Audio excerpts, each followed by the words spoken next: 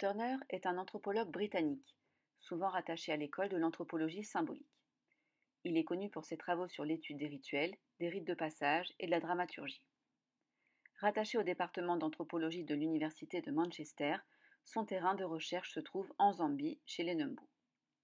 Il commence par étudier les questions démographiques et économiques de la tribu, mais s'intéressera rapidement à la question du rituel. L'étude du rituel permet de comprendre l'essence de la constitution des sociétés humaines, ainsi que le rapport entretenu avec l'environnement naturel et social. Son symbolisme est articulé sur la structure cognitive. La psychologie clinique et l'anthropologie nous aident à en saisir la grande richesse et diversité. Chez les Numbu, les rites d'initiation sont complexes. Il y a très souvent une longue période de retraite pour la formation de l'impétrant au savoir ésotérique. Dans cet ouvrage, Turner fait une étude empirique des aspects de la religion et accorde une attention particulière aux rituels africains. Son ambition est double.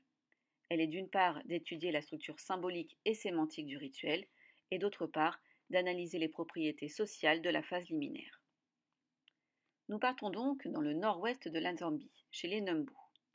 Les Numbu sont un peuple matrilinéaire, c'est-à-dire que c'est par la mère que passe la filiation, et virilocal, c'est-à-dire que le foyer de résidence se trouve chez le mari.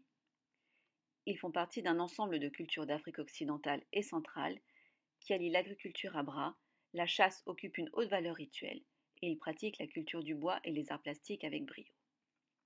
Nous allons au cours de cette vidéo tenter de comprendre deux rituels Numbu, puis nous nous attacherons à définir les notions de liminarité et de communautas. Et enfin, pour conclure, nous aborderons la question du rituel d'inversion de statut. Dans ses travaux, Turner s'attaque à l'étude de plusieurs rituels.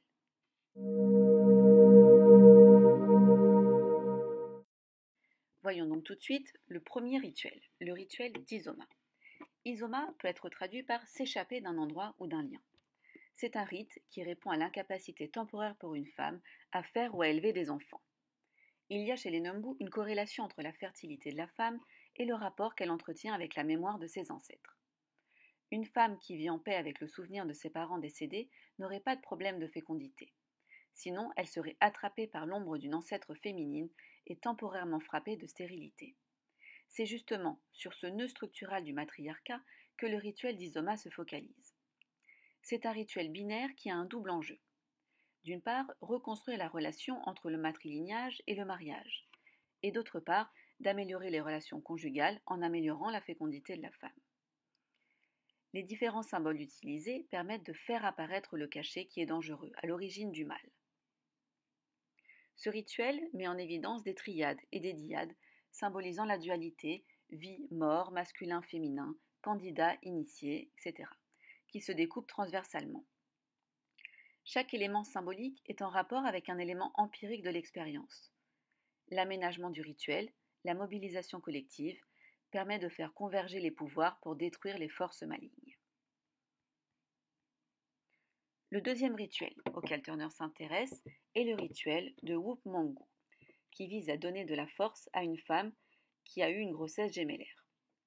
La gémellité est considérée comme une absurdité, une maladie chez les Numbu, car elle correspond à une surabondance de fertilité aux conséquences psychologiques et économiques lourdes pour la communauté.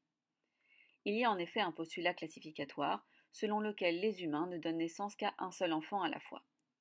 La gémellité est donc considérée comme surnaturelle.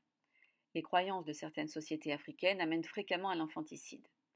La destruction de l'un ou des deux jumeaux résolvant le dilemme. Dans d'autres sociétés, Ashanti par exemple, ils ont au contraire un statut plus sacré. Chez les Numbu, ils sont ni sacrés ni mis à mort. En revanche, ils subissent des rituels spéciaux au moment de leur naissance, de leur mariage et de leur mort. Les rites sont destinés autant aux jumeaux qu'à leurs parents pour éviter la contagiosité de leurs conditions.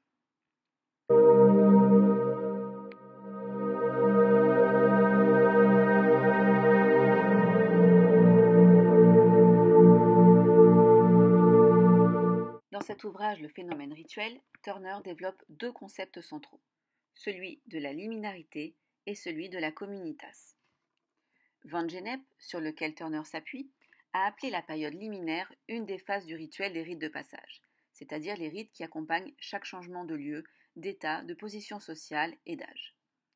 Les rites de passage sont en effet marqués par trois périodes.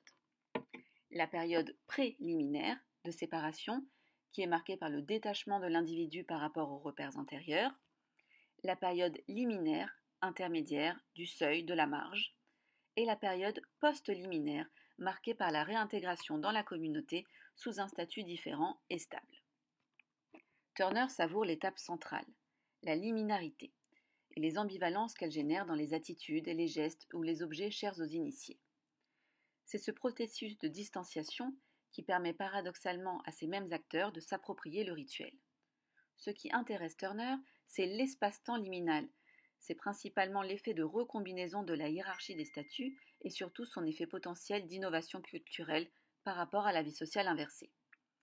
La liminarité, conçue comme un retour vers l'indifférencié et l'origine, vers un espace-temps virtuel non advenu, constitue l'expression d'une négativité, d'un moment de videment du rituel appelant à un plein.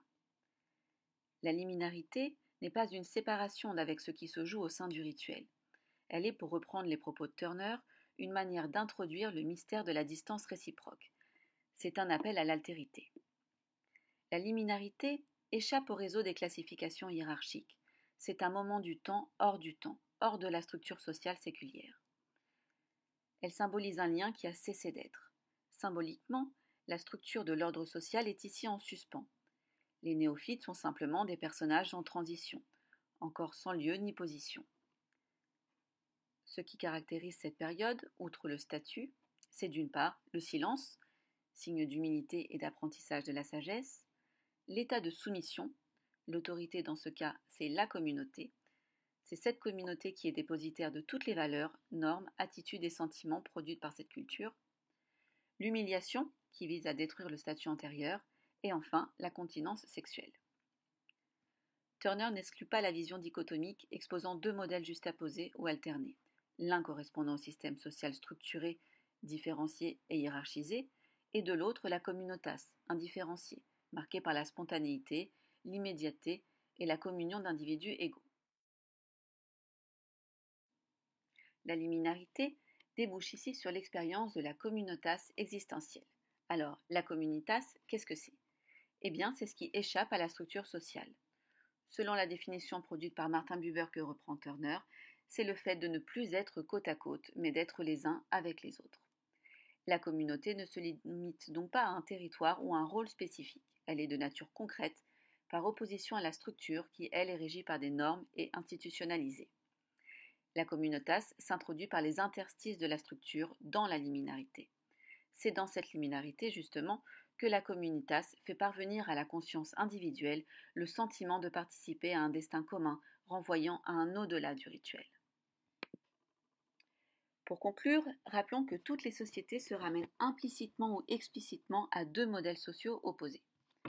D'une part, un modèle de société structurée, de positions institutionnelles différenciées, segmentées et hiérarchiques. L'autre modèle est celui d'une société en tant que communitas, homogène et indifférenciée. Ce qui apparaît fondamental, c'est que la structure agisse en fonction des valeurs de la communitas. Les rituels d'inversion, opérés à des moments précis, permettent de réaffirmer l'ordre de la hiérarchie. Ils renforcent également les relations entre les individus au sein même de cette structure. Prenons l'exemple de la fonction du masque dans les rituels d'inversion de statut. Turner s'intéresse pour traiter cette thématique à une tradition contemporaine, celle d'Halloween. Lors de cette période, des enfants incarnent des personnages issus des puissances de la Terre ou opposés à l'autorité. Des squelettes, des sorcières, des pirates ou des brigands. Et s'ils ne sont pas amadoués par des friandises, ils vont jouer des tours fantaisistes à des figures détentrices de l'autorité, les parents. Les enfants d'Halloween offrent une illustration parfaite de la liminarité. Ici, le rôle du masque permet d'assurer l'anonymat et confère un pouvoir d'agression envers la figure parentale, autant d'éléments caractéristiques du rituel d'inversion. En effet, le rituel d'inversion de statut vise à donner aux faibles le masque de la force, de l'agressivité, et de donner aux forts le masque de l'humilité et de passivité. Cela permet de purifier la société et amène au retour raisonnable à la structure. Le masque choisi permet également à l'enfant de surmonter sa propre peur en s'identifiant à l'objet qui le terrifie. De cette façon, l'objet dépossédé de son pouvoir se transfère symboliquement sur le porteur.